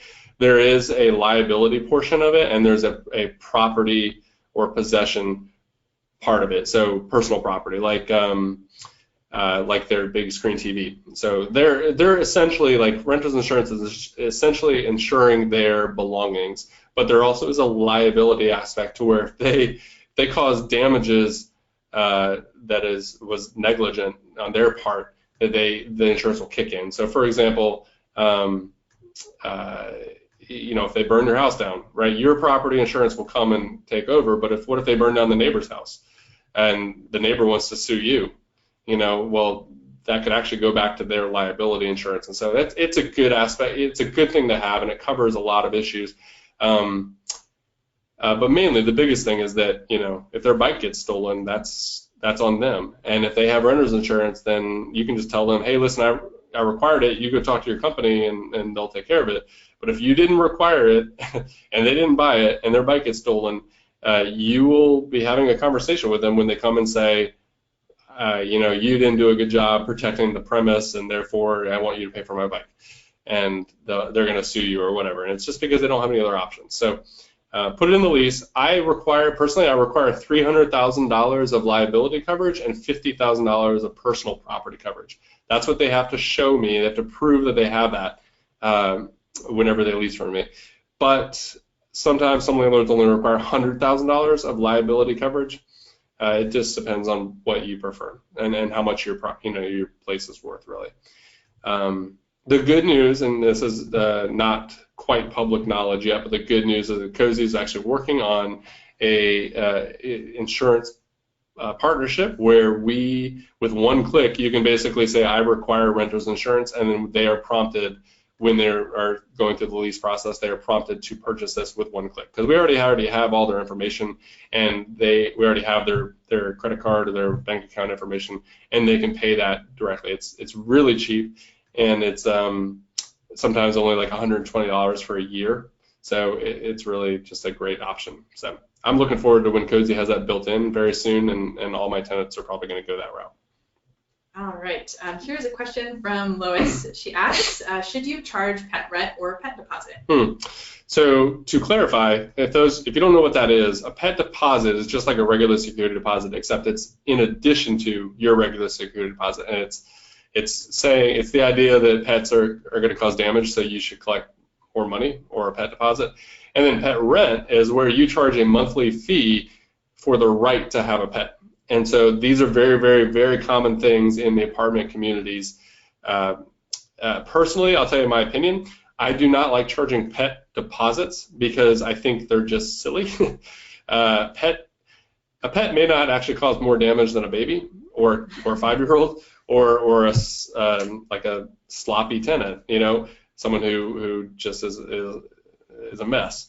But if you think that a pet will cause extra damage, or you just feel more comfortable with that, then I suggest you don't charge a pet deposit. I suggest you just raise the deposit amount of your security deposit. So instead of charging 1 month's rent, maybe charge 1.5 times the monthly rent amount. And that way, if there's a lot of extra damage, but you can't prove one way or the other that the pet actually did it, then you at least have a security deposit that you can use for anything, whether that's missing rent or excessive damages from maybe their friends came over and trashed a room or broke a window, and it had nothing to do with the pet. So that's my suggestion on deposits. I think pet rent is a good idea. Tenants will hate me for that. Not my tenants necessarily, but I get hate mail every time I say charge pet rent. But I think that it's like a ticket fee. It's like admission to a park or something where you need to pay a flat rate just to have the right to have a pet. And I think that actually gives like ownership, and it lets them kind of buy into the idea of having the pet and giving them responsibility for it. Because if you don't do that, you're going to end up with tenants who just say, oh, I'm just going to go get a pet this month and then give it back the next month, or go get, like, I just went to the pound this weekend with no extra thought, and I picked up 4 Cocker Spaniels, because they were going to be euthanized or whatever. So, it happens. Believe me, it happens. But if you have pet rent in there, they might think twice. So it just makes it a real decision instead of a very infrequent kind of ad hoc, spontaneous choice. So that's my opinion. All right. So you mentioned that you can charge a premium with corporate housing. Rafe asks, how do we get into renting to these groups like traveling nurses or hospitals or large corporations that are in your neighborhood? Yeah. How do you make that happen? Well, reach out to them. So the most common corporation is like a university. There are colleges all over the place. And a lot of times they have traveling professors, or a lot of times they have overflow for students. So if you do have a rental in a university town, chances are good that you're probably renting to students anyway. But get in with their housing office, because a lot of times they will like go through and approve, and set some standards and approve some actual rental places, and they'll start feeding you either students or they'll feed you overflows that they will pay for. So they'll collect the money from the parents, and the parents pay the school, and then the school pays you. So sometimes that works.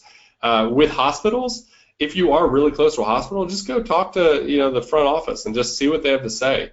There are a couple traveling nurse companies out there, like corporations that these traveling nurses work for, and then they're contracted to the hospital.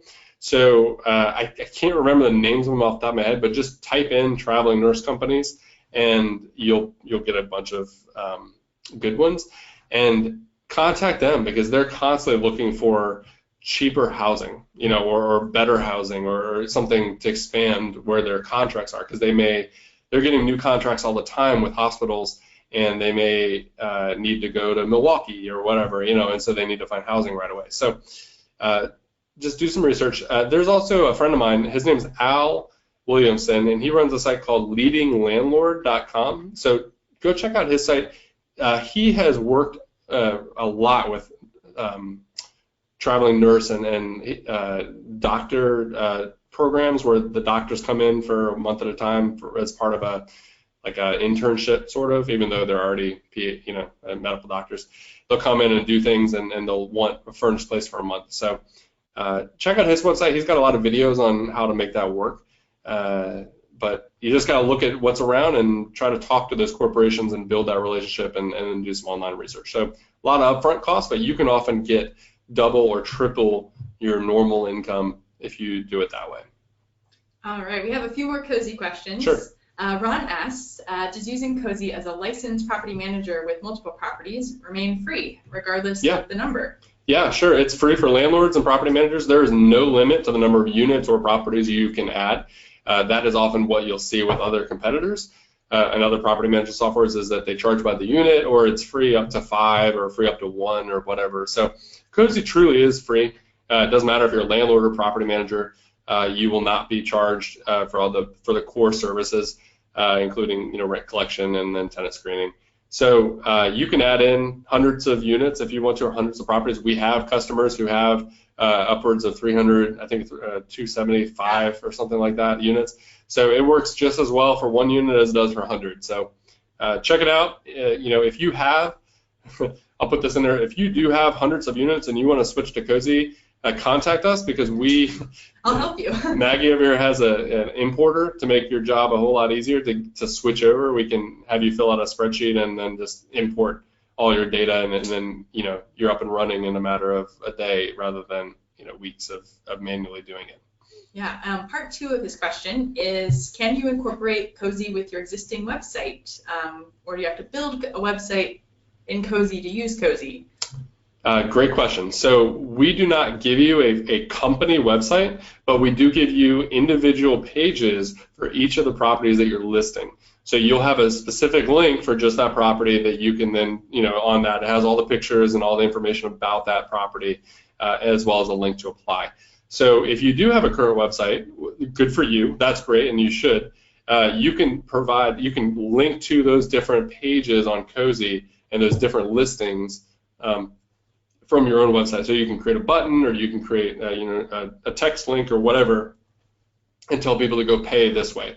So that's what we do oftentimes. And for me, I have a link on all my websites that I keep linking to the actual listings that I'm trying to sell at the time.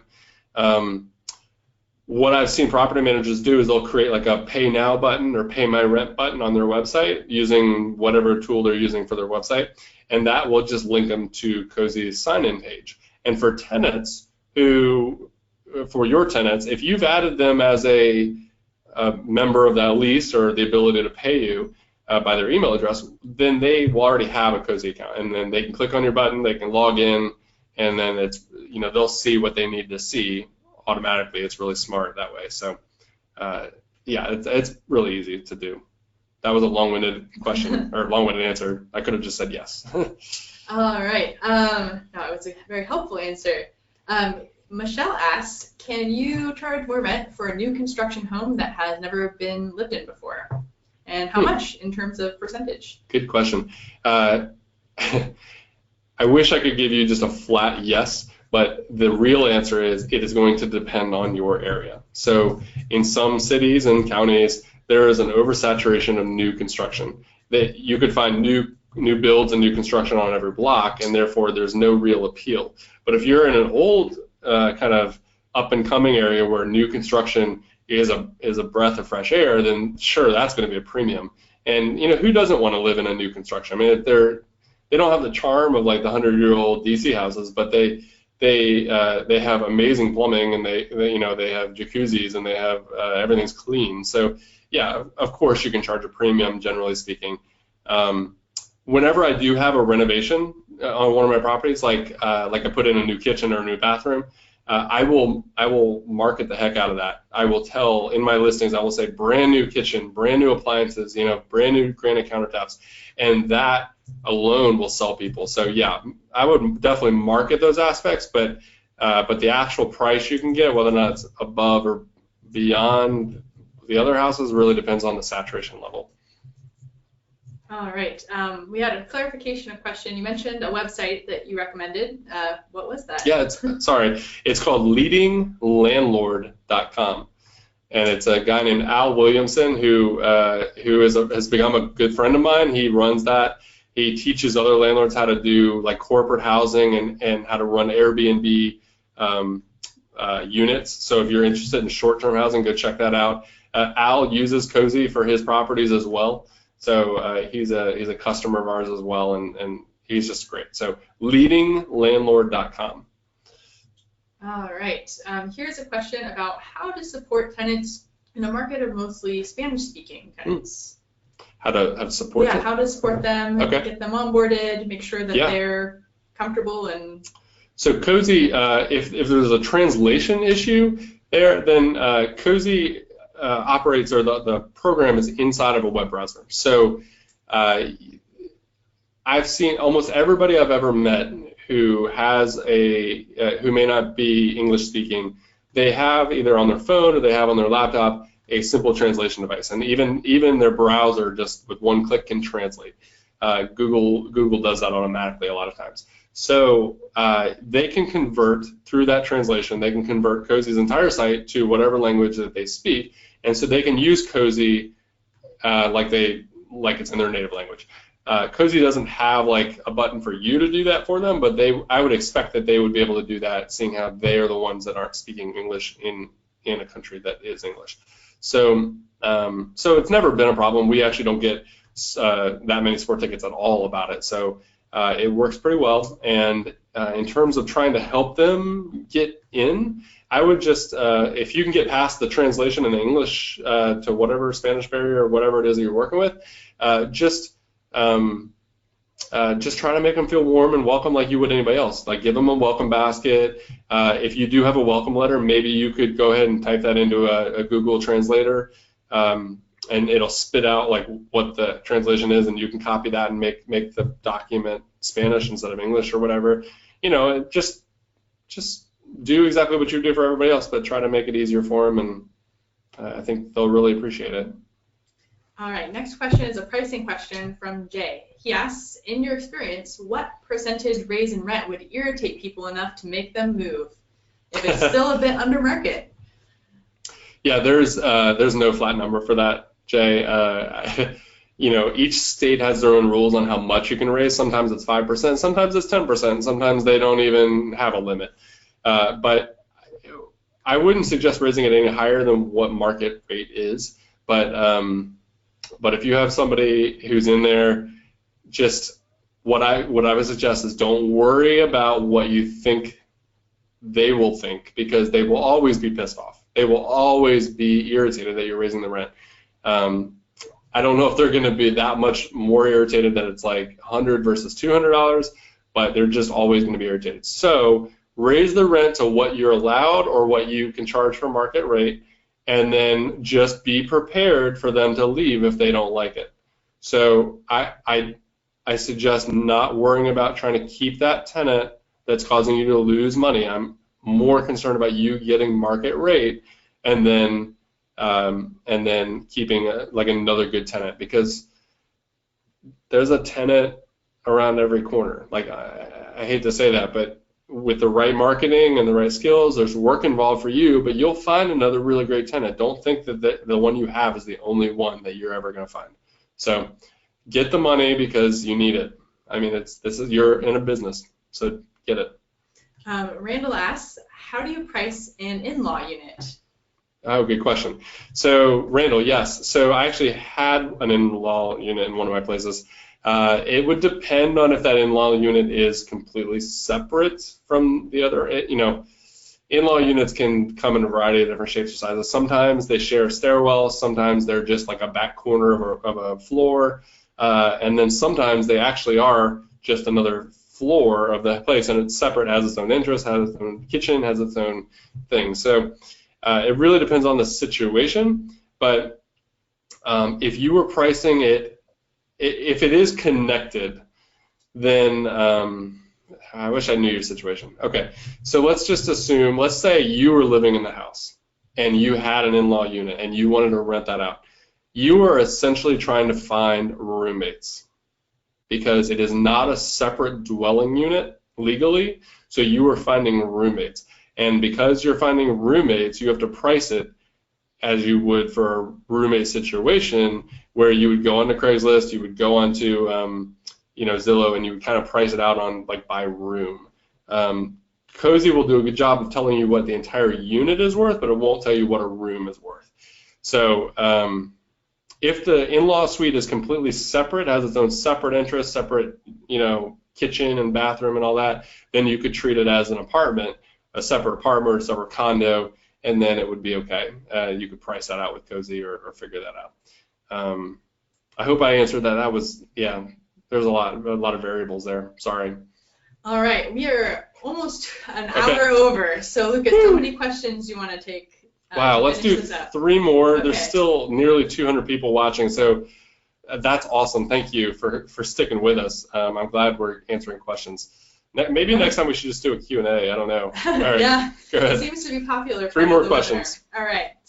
Catherine asks, do you require the tenant to produce insurance declaration page with their lease renewal? Yes, I do.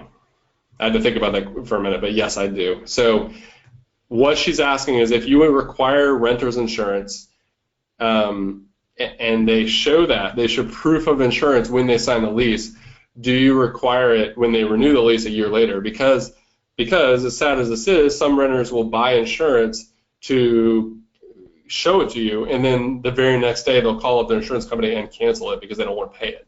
So the point is to make sure that they have insurance, and if they know that they have to show it at renewal time, then they will likely just not bother with canceling it, and they'll just keep it for the rest of the year. So yes, I certainly do require it when I do renewals.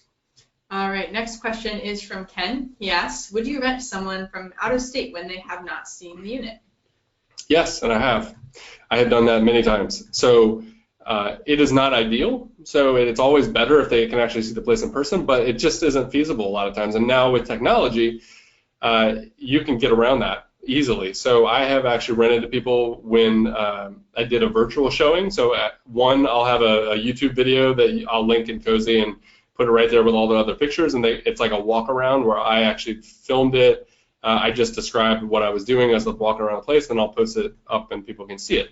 But sometimes I'll do a real live virtual showing where I have somebody who wants to see it, but they can't come in from wherever they are. So I'll go to the property during a nice day, and I'll take my camera and I'll just FaceTime with them. I'll get on my phone and FaceTime with them, and I'll be able to answer the questions as I walk around and show them all the parts of the place. So you can certainly do that, and if you do that, they will likely feel comfortable with it because, if they're out of state, they're not looking at other properties, and if you can be they're not physically looking at other properties. So if you can be the one that provides that walkthrough, they will love you and they will trust you and they will want to rent your place. So take really good pictures and have that up there, and hopefully they won't even ask for the walk around showing, but if they do, you can do it. You can use Skype or you can use FaceTime. It's real easy. All right, last question. And sorry that we didn't get to all of your questions, everyone that's still around. We'll try to follow up with you afterwards if we can. But the last question, we've had at least 5 or 6 people ask about cozy screening reports, and specifically if background checks are included, what credit reporting agency we use, and just to talk a little bit more about what they would get and how they would review that.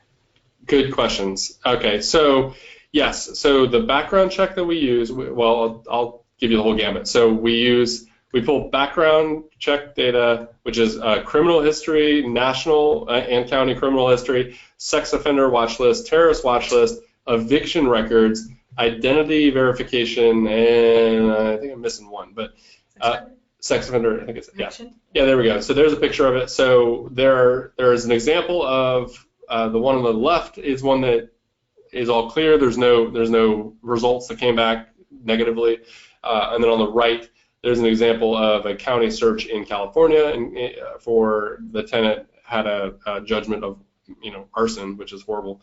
And that's an example of what an actual background check looks like. We pulled that from a company called Checker, which is one of the most reputable companies out there that we did a lot of research to make sure we picked the right partner, but they are able to pull from all the counties that provide online data, and it's really great. It comes back really quickly too. Now with the credit report, we actually partnered with Experian. We spent 9 months building the product that they actually then now market to other companies like Cozy. So we were the flagship partner. We built it for them. We were the smarts behind it, and we partner with Experian. So the data comes from Experian, which we found, and one of the reasons why we chose Experian was that we think and believe wholeheartedly that they provide the most accurate credit data in the most parts of the country out of the 3 credit bureaus. The next one's followed by TransUnion, and then Equifax after that. But in most of the major metropolitan areas and in the rural areas, Experian seems to be the most accurate, and be able to get the most data. So the credit report that we show here in the example here, I'll walk you through it real quick. So we have a credit overview, which is the score. So you do get the full credit score, which in this case is 744, which is great. And then it shows where they sit in the rest of the country. Compared to the rest of the consumers in the United States. And so 744 is really high. I take my threshold is 650, so 700 is even better, but 650 is my lowest. And then it goes in and shows you how much credit that's actually used, which is in this case is 47%. The total monthly payments they're making, which is important because you need to know if they're spending a lot of money on their car payment or if they're spending a lot of money on medical bills or whatever. You can kind of get to see where their money's going to. But then my favorite part of all of this is the total debt. So the total debt tells me how much debt they have and how it's divided up, because the type of debt actually matters. I'll say this again. So when I'm looking at a credit report, I look at the type of debt, because I will take somebody with $300,000 in mortgage debt or medical debt over somebody with $30,000 in credit card debt. Like, wouldn't you, right? I mean, the guy with $30,000 in credit card debt is probably paying way more money monthly than somebody with $300,000 on a mortgage. So type of debt really does matter, and it helps you figure out their spending habits. So are they, do they have a Gap store credit card that's like at 20 grand on it? Maybe they're not the best tenants. So that matters. And then if you go down further in the credit report, you'll see it does do somewhat of a background check, which we elaborate on even more in the full background check.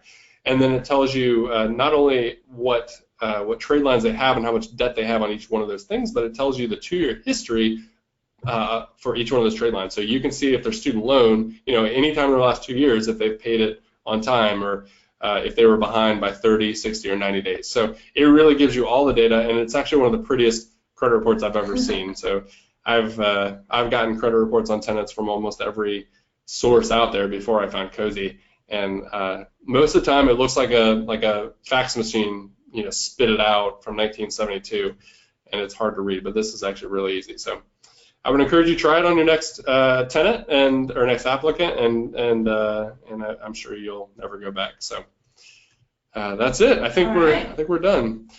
So again, thank you all for attending. I'm sorry for the technical difficulties that happened, but I'm glad that we had hundreds of people still sticking the line and all the way to the end. So thank you again. If you have any questions for us after the fact, you can email us. You can email Maggie at maggiec at Maggie with the letter C at cozy.co, or myself, Lucas at cozy.co. Thanks again, and have a wonderful night. Yeah, thanks everyone. Take care.